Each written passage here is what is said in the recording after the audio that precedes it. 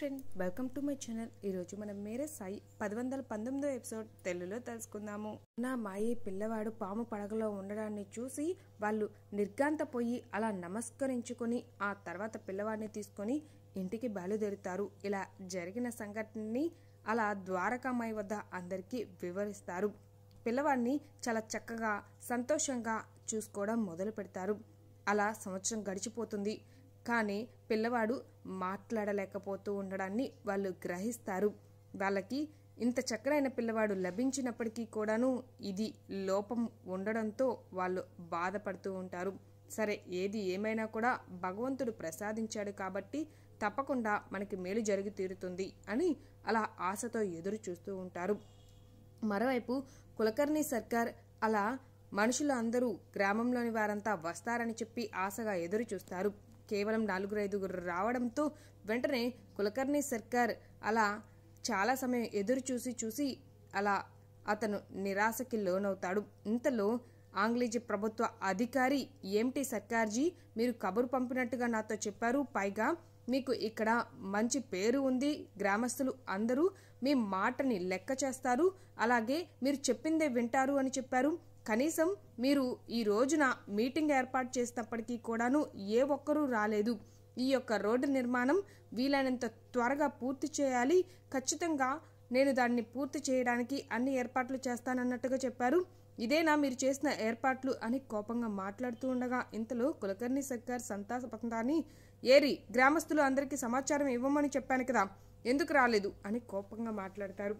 ఇంతలో సంతాజీ, సర్కార్జీ, మేము కూడా అందరికీ తెలియపరిచాము, కానీ ఎవ్వరూ రాలేదు. కారణం ఏమిటి అంటే ఆ ముసలి వ్యక్తి ఉన్నారు చూసారా, అతను ఆ యొక్క ఫకీరు చిన్నతనం బాల్యం గురించి చెప్తూ ఉండగా వాళ్ళందరూ వింటూ ఆ కండహార్లోనే ఉండిపోయారు. మేము ఎన్ని ప్రయత్నాలు చేసినప్పటికీ కూడాను రావడం లేదు అనగా ఇంతలో ప్రభుత్వ అధికారి, మీరు మీ గ్రామస్తులు అందరినీ అదుపులో పెట్టుకున్నట్టుగా ఈ గ్రామ అధిపతిగా నేను ఏది చెప్తే అది చెల్లుతుంది అని చెప్పారు. కనీసం మీ మాటకి ఇక్కడ విలువ కూడా లేదు అనే విషయం నాకు అర్థమవుతుంది. చూస్తుంటే మీకు ఎలాగో ఇక్కడ సరైన సామర్థ్యం లేదు, ఈ యొక్క రోడ్డు నిర్మాణ పనిని పూర్తి చేస్తారు అని కూడా నాకు అనిపించడం లేదు. నేను వీలైతే చెప్పింది చెప్పినట్టుగా మీరు చేస్తే సరే, లేదంటే మీ ఉద్యోగం ఊడిపోతుంది. అసలు మీకు సరైన సామర్థ్యం లేనప్పుడు మీకెందుకు ఇంకా పదవులు అని కోపంగా అక్కడి నుంచి వారి మనుషులతో పాటు అతను వెళ్ళిపోతాడు. ఇంతలో కులకర్ణి సర్కార్ కోపంతో రగిలిపోతూ, ఇంకా ఇక్కడే ఉన్నారేమిటి, వెళ్ళండి అని చెప్పి కోపంగా అనగా ఆ ఉన్న 4-5 కూడా అక్కడి నుంచి వెళ్ళిపోతారు. ఇంతలో సంతాపంతా, శాంతించండి సర్కార్జీ, శాంతించండి, మీ యొక్క ఆదేశాన్ని మేము తెలియపరిచాము, కానీ గ్రామస్తులు లెక్క చేయకుండా అందరూ అక్కడే ఉన్నారు అనగా సంతాపంతాన్ని కర్రతో కొట్టి, మూర్ఖులారా, మీ కారణంగానే నేను మాటలు పడాల్సిన పరిస్థితులు నెలకొన్నాయి. వాళ్ళు వస్తారా రారా అనే విషయాన్ని మీరు ముందుగానే వెల్లడించాల్సింది. దానికి తగ్గట్టుగా నేను ఏర్పాట్లనే చేసుకునేవాడిని. ఇప్పుడు ఈ ప్రభుత్వ అధికారి వద్ద నా యొక్క పేరు ప్రఖ్యాతులు అన్నీ మంటగలిసిపోయాయి. అసలు నేను చెప్పిందొకటి, ఇక్కడ జరిగిందొకటి అని చెప్పి చాలా ఆవేశంగా, నేను చెప్పిన పని ఒకటి సవ్యంగా సక్రమంగా చేసి చావరు, నేను చచ్చేలోపు ఏదో ఒక రోజున మిమ్మల్ని ఖచ్చితంగా తోలుడేలాగా బాగా కొడతాను, మిమ్మల్ని ఇష్టం వచ్చినట్టుగా ఏదో ఒకటి చేస్తాను, అప్పుడు కానీ బుద్ధి రాదు అని చెప్పి చాలా ఆవేశంతో మాట్లాడుతూ ఉంటాడు. మరోవైపు అలా జరిగిన సంఘటనని మొత్తం ఇంటికి చేరుకున్న కేశవ్ తల్లితో చెబుతూ, అమ్మ, సాయి బాల్యం ఇలా జరిగిందంట, నీకు తెలుసా, సాయి ఇప్పుడు కూడా వేరే వారికి సహాయం చేయడం కోసం వెళ్లారు. 2 మైళ్ళ దూరంలో ఇక్కడ నుంచి 200 సరిగ్గా అతను ప్రయాణం చేసి అక్కడికి చేరుకొని అక్కడ ఉన్న ప్రజలందరికీ దాహం తీర్చడం కోసం సాయి ప్రయత్నాలు చేస్తున్నారంట. నీకు తెలుసా, సాయి బాల్యం ఎంత చక్కగా ఉందో అని చెప్పి అలా జరిగింది అంతా వివరిస్తూ ఉంటారు. ఇంతలో ఈ మాటలు అక్కడికి చేరుకున్న కులకర్ణి సర్కార్ తలుపు వెనకాల ఉండి వింటూ చూస్తుంటే ఆ బైరాగి ఇక్కడ లేకపోయినప్పటికీ కూడాను ఈ యొక్క బైరాగి బాల్యం గురించి గ్రామస్తులు అందరూ తెలుసుకునే ప్రయత్నంలో నిమగ్నమయ్యారనమాట. ఇక వీళ్ళంతా ఆ పనిలోనే ఉంటారు. నేను ఈ అవకాశాన్ని జాగ్రత్తగా సద్వినియోగపరచుకొని నేను నాకు అనుకూలంగా మార్చుకునే ప్రయత్నాలు చేయడం మంచిది. ఎలాగో ఆ బైరాగి ఇక్కడ లేడు, అతని యొక్క శక్తి సామర్థ్యాలు పనిచేయవు. ప్రస్తుతం అతని యొక్క బాల్యం గురించి తెలుసుకుంటూ అందరూ ఆ పనిలో మునిగిపోయారు. నేను వీలైనంత త్వరగా ఈ రోడ్డు నిర్మాణ పనుల గురించి మాట్లాడి చర్యలు తీసుకొని పూర్తి చేయిస్తే నాకు కూడా లాభం చేకూరుతుంది అని చెప్పి అలా మనసులో అనుకొని నేను వీలైనంత త్వరగా ఈ షిరిడీ యొక్క ప్రజలని నా చేతి గుప్పెట్లో పెట్టుకునే ప్రయత్నం చేయాలి అని అలా సంబరపడిపోతూ మనసులో అనుకుంటూ ఉండిపోతాడు. మొదటి రోజు ఉదయం సాయి బాల్యం గురించి మిగతా కథని కొనసాగించే ప్రయత్నం చేస్తూ ఉండగా ఇంతలో కులకర్ణి సర్కార్ అక్కడికి చేరుకొని చాలా ఆవేశంగా అలా పోలీస్ అధికారులతో ఇదిగోండి ఈ వ్యక్తే ఇక్కడ అందరినీ అతనికి అనుకూలంగా మార్చుకునే ప్రయత్నం చేస్తున్నాడు. ఇక్కడ గ్రామస్తులు అందరినీ కూర్చోపెట్టి కథలు చెప్పడాన్ని అలవాటు పరుచుకున్నాడు. ఇక్కడ బ్రిటిష్ ఆంగ్లేజీ అధికారులు రోడ్డు నిర్మాణం చేపడతాము అని చెప్పి వారికి కబురు పంపారు. అయినప్పటికీ కూడాను వీళ్ళు మీటింగ్కి రాలేదు. కాబట్టి మొదట వీళ్ళందరూ రాకపోవడానికి కారణమైన ఈ వ్యక్తిని మీరు అరెస్ట్ చేసినట్టయితే అన్ని పనులు సవ్యంగా సక్రమంగా పూర్తవుతాయి అని అంటారు. ఇంతలో గ్రామస్తులు అందరూ ఎందుకు అసలు అతను ఏం చేశాడని చెప్పి అతన్ని మీరు అరెస్ట్ చేయాలనుకుంటున్నాడు? మాకు అతను ఏమీ చెప్పలేదు. ఈ రోడ్డు నిర్మాణం గురించి వ్యతిరేకంగా మేమందరమే ఇక్కడ కూర్చొని అతను చెప్పే కథలు వింటున్నాము.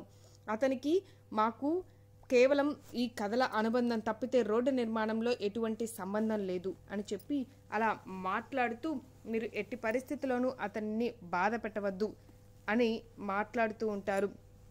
ఇంతలో కులకర్ణి సర్కార్ మీరు అతనికే అనుకూలంగా మాట్లాడతారు. ఏది ఏమైనా కూడా ఆ ఫకీరు ఉన్నా లేకపోయినా ఆ ఫకీరు గురించి మీరు మాట్లాడుకుంటూ ఇక్కడ రోడ్డు నిర్మాణం గురించి ఒక మీటింగ్ ఏర్పాటు చేసినప్పటికీ కూడాను మీరు ఆ యొక్క మీటింగ్ అటెండ్ అవ్వడానికి రాలేకపోయారు. అంటే దీనంతటికీ కారణం ఈ వ్యక్తే. ఈ వ్యక్తి చెప్పే కథల కారణంగానే మీరు ఇక్కడ బందీ అయిపోయారు. ఇక ఊరుకునే ప్రసక్తే లేదు అని మాట్లాడుతూ ఉంటారు. ఇంతలో ఆ వ్యక్తి చూడండి మీరు ఏమనుకున్నా కూడా ఇక్కడ నేను వారిని బంధించింది మాత్రం లేదు అని అంటారు. వెంటనే కులకర్ణి సర్కార్ చూడండి మీరు బంధించారా లేదా అనేది కాదు, వాళ్ళు మీటింగ్కి వచ్చారా లేదా అనేదే ముఖ్యం. ఆఫీసర్ గారు వచ్చిన సమయంలో వీళ్ళు ఎవ్వరూ మీటింగ్కి రాలేదు కాబట్టి ఖచ్చితంగా దానికి తగ్గ మూల్యంని వీళ్ళు చెల్లించుకోవాల్సి ఉంటుంది. రోడ్డు నిర్మాణానికి సంబంధించిన అన్ని పనులు దాదాపు పూర్తయిపోయాయి. వాళ్ళు వచ్చి ఆ యొక్క మీటింగ్కి అటెండ్ అయి ఉన్నట్టయితే ఇక్కడ అంతా పూర్తి అయి ఉండేది అనగా ఇంతలో ఆ వ్యక్తి నేను ఒప్పుకుంటాను, మీరు గ్రామస్తులు అందరినీ భయపెట్టే ప్రయత్నం చేయాలనుకుంటున్నారు. వారి యొక్క దుకాణాలు అలాగే వారి యొక్క ఇల్లు మొత్తం ఉన్నాయి కాబట్టి వారికి ఆ రోడ్డు నిర్మాణం పూర్తి అవ్వడం ఇష్టం లేదు. అందుకే వాళ్ళు ఆ మీటింగ్కి రాలేదు అనగా ఇంతలో కులకర్ణి సర్కార్ విన్నారా ఇన్స్పెక్టర్ జీ, ఇప్పుడు నిజాలు బయటకు వస్తున్నాయి. ఈ గ్రామస్తులు అందరినీ వీళ్ళు అదుపులో పెట్టుకొని ఇక్కడే ఉంచారు. అందుకే వారు అక్కడికి రాలేదు. అంటే దీన్ని బట్టి అర్థమవుతుంది ముఖ్య కారకుడు ఇతనే అని. ఇంకా ఏమిటి చూస్తూ ఉన్నారు, వెంటనే తక్షణం ఇతన్ని అరెస్ట్ చేయండి అని అంటారు. ఇంతలో మహల్సాపతి గారు శ్రీకాంత్ అడ్డుపడాలనుకుంటారు. అయినప్పటికీ కూడా వినకుండా అతన్ని అరెస్ట్ చేస్తారు. అలా సంఖ్యలతో బంధిస్తారు. వెంటనే అలా కొంత సమయానికి బంధించిన సంఖ్యలు పువ్వుల్లాగా మారిపోతాయి. ఇదేమిటి అని చెప్పి అలా నిర్ఘాంతపోయి చూస్తూ ఉంటారు. వెంటనే కులకర్ణి సర్కార్ మనసులో ఆ బైరాగి ఇక్కడికి లేకపోయినప్పటికీ కూడాను అతని యొక్క శక్తులు అతను మాయాజాలం ప్రదర్శించి ఇక్కడ కుట్రలు చేస్తున్నట్టుగా ఉంది. అందుకే సంకెళ్ళుగా బంధించిన ఇనుప కడియాలు ఇలా మారిపోయాయి. హరి ఓం హరి ఓం. ఇదేమిటి, ఇదెక్కడి చోద్యం? చూసారా ఇప్పుడు అనుకున్నది ఒకటి జరిగింది ఒకటి. ఇతన్ని ఇలా ఇంకా బయట ఉంచడం అంత మంచిది కాదు. వెంటనే ఇతన్ని కారాగారంలో బంధించాలి అనగా వెంటనే బాయిజమ్మ ఇప్పటికైనా అర్థమైందా సాయి యొక్క గొప్పతనం? సాయి ఉన్నా లేకపోయినా సాయిని నమ్ముకున్న వారికి తప్పకుండా న్యాయం జరిగి తీరుతుంది. అన్యాయం ఎట్టి పరిస్థితుల్లోనూ సాయి జరగనివ్వబోరు అని అలా బాయిజమ్మ మిగతా వాళ్ళు అందరూ మాట్లాడుతూ ఉండగా అక్కడికి నానాసాహెబ్ గారు చేరుకొని బాయిజమ్మ మీరు చెప్పింది అక్షరాల సత్యం అని అంటారు. వెంటనే అలా అక్కడికి చేరుకున్న ఆ యొక్క పోలీస్ అధికారులతో మీరు ఇక్కడికి వచ్చి వీరిని అరెస్ట్ చేయడానికి గల కారణం ఏమిటి? ఆయన నాకు ఒక విషయం చెప్పండి. అరెస్ట్ చేసే ముందు మీరు అతన్ని ఏ కారణంతో అరెస్ట్ చేస్తున్నారు, అలాగే దానికి సంబంధించిన పత్రాలు అన్ని స్టేట్మెంట్ రూపంలో మీరు తీసుకురావాల్సి ఉంటుంది కదా. కేవలం ఈ కులకర్ణి సర్కార్ మాటలు విని మీరు ఇలా అరెస్ట్ చేయడానికి వచ్చారు అంటే ఇది ఎక్కడ న్యాయం అని చెప్పి అలా ప్రశ్నల మీద ప్రశ్నలు అడిగి ఇక్కడ ఉన్న ప్రజలందరికీ అడిగే హక్కు ఉంటుంది. వారి దుకాణాలు అలాగే వారి యొక్క ఇల్లు ఆ యొక్క రోడ్డు నిర్మాణంలో పోగొట్టుకోవడం వారికి ఇష్టం లేదు. దానికి తగ్గట్టుగా నష్టపరిహారం లేదంటే వారికి ఏదో ఒకటి ఇవ్వాల్సి ఉంటుంది. దానికి కూడా వాళ్ళు ఇష్టపడకపోయినట్టయితే ప్రభుత్వమే దిగి రావాల్సి ఉంటుంది. మరి ఇవన్నీ మీకు తెలిసి కూడా ఈ కులకర్ణి సర్కార్ చెప్పినట్టుగా మీరు ఇతన్ని అరెస్ట్ చేయడంలో ఎక్కడ న్యాయం ఉంది అని చెప్పి అలా అరెస్ట్ వారెంట్ని చూపిమని అడుగుతారు. వెంటనే అతను క్షమించండి అని చెప్పి తర్వాత కులకర్ణి సర్కార్తో ఇతను అడిగిన వాటికి నా దగ్గర సమాధానాలు లేవు కాబట్టి నేను ఇప్పుడు అరెస్ట్ చేయలేను, క్షమించండి, ఇప్పుడే మేము తక్షణం బయలుదేరుతాము అని అక్కడి నుంచి బయలుదేరడానికి సిద్ధపడతారు. ఇంతలో కులకర్ణి సర్కార్ అన్నీ చూస్తున్నాను, మీరు ఏం చేసినప్పటికీ కూడాను ఖచ్చితంగా శిక్షని అనుభవించి తీరాల్సిందే. ఇప్పుడు మీరందరూ అన్నీ మీ చేతికి పెట్లో ఉన్నాయని సంబరపడిపోతూ ఉండొచ్చు, కానీ తప్పకుండా మీరు దీనికి తగ్గ మూల్యాన్ని చెల్లించుకోవాల్సిన రోజు అనేది వచ్చి తీరుతుంది అని ఆవేశంతో అతను అక్కడి నుంచి వెళ్ళిపోతాడు. ఇంతలో అలా సాయి యొక్క బాల్యం కథని కొనసాగిస్తాను అని చెప్పి లోపలికి వెళ్ళి కూర్చుంటారు. ప్రజలు అందరూ ఆ పిల్లవాడిని చూడడానికి వస్తూ ఉంటారు. కొన్ని సందర్భాలలో వచ్చిన వాళ్ళు పిల్లవాడి కోసం ఏ ఒక వస్తువులు కూడా తెస్తూ ఉంటారు. అలా ఆ పిల్లవాడిని చక్కగా పెంచే ప్రయత్నం చేస్తూ ఉంటుంది. సంవత్సరం వచ్చేసరికి పిల్లవాడికి నోట మాట రావడం లేదు అనే విషయం అర్థమవుతుంది. అయినప్పటికీ కూడాను పిల్లవాడు నాతో ఉన్నాడు అని ఆమె మాయి చాలా సంతోషపడుతుంది. కొద్దిగా పిల్లవాడు పెరుగుతూ ఉండగా పిల్లవాడికి ప్రకృతిలో అన్ని పనులు చేయడం నేర్పిస్తూ ఉంటుంది పిల్లవాడు. అలా మేకలు గొర్రెలు వాటితో కూడా ఆడుకుంటూ పిల్లలతో కూడా మంచిగా స్నేహితుడిగా మారిపోతూ ఉంటాడు. కానీ ఆ పిల్లవాడికి మాట రాదు, అందుకే వాళ్ళు బాధపడుతూ ఉంటారు. అంతా బాగుంది కానీ పిల్లవాడు మాత్రం మాట్లాడలేకపోతున్నాడు అని. అలా అన్న మాయి ఇద్దరూ అలా ఏదైనా సరే మంచే కదా జరిగేది అని ఆశగా ఎదురు చూస్తూ ఉంటారు. ఒక రోజున గాయత్రి వచ్చి, అమ్మ నాకు చాలా ఆకలిగా ఉంది, తినడానికి ఏమైనా ఇవ్వు అనగా, పద ఇస్తాను అని చెప్పి అలా ఆమెకి భోజనం పెట్టడానికని ఇంట్లోనికి తీసుకుని వెళ్తుంది. ఇంతలో మాయి ఇప్పుడు పిల్లవాడికి ఆకలిగా ఉన్నప్పటికీ కూడాను అసలు తిరిగి అడగలేడు అని బాధపడిపోతూ ఆమె స్వయంగా పిల్లవాడి దగ్గరికి చేరుకొని, చూడు ఆకలిగా ఉందా, నీవు ఏమైనా తింటావా అని అడుగుతుంది. వెంటనే పిల్లవాడు లేదు అని చెప్పి తల ఊపుతాడు. ఇంతలో ఆమె నా కుమారుడికే ఎందుకు ఇటువంటి పరిస్థితి అని బాధగా అలా ఆలోచిస్తూ ఉండిపోతుంది. మరోవైపు మహిళలు బావి వద్ద నీరు తోడుకుంటూ, నిజం చెప్పాలంటే మేము విన్నాము, ఆ పిల్లవాడికి ఇంకా మాటలు కూడా రాలేదంట. పిల్లలు ముద్దుగా మాట్లాడుతుంటే వాళ్ళు ఆడుకుంటుంటే రోజంతా చూస్తూ ఉండిపోవాలనిపిస్తుంది. అటువంటి పిల్లల మీద ఎటువంటి దిష్టి పడకుండా జాగ్రత్తలు తీసుకోవాల్సి ఉంటుంది. మాటలు రాని వాళ్ళు దిష్టి పెడతారు కదా అని మాట్లాడుకుంటూ ఉండేసరికి మాయి అక్కడికి వచ్చి బొంగ తీసుకొని వెళ్ళబోతుంది. వెంటనే వాళ్ళు, చూడండి మాయి, మిమ్మల్ని బాధ పెట్టాలని మేము మాట్లాడలేదు, మేము కేవలం వేరే విషయం మాట్లాడుకుంటూ ఉన్నాము. ఇంతలో మీరు ఇక్కడికి వచ్చారు, తప్పుగా అయితే అపార్థం చేసుకోకండి, మేము మీ గురించి మాట్లాడుకున్నామని.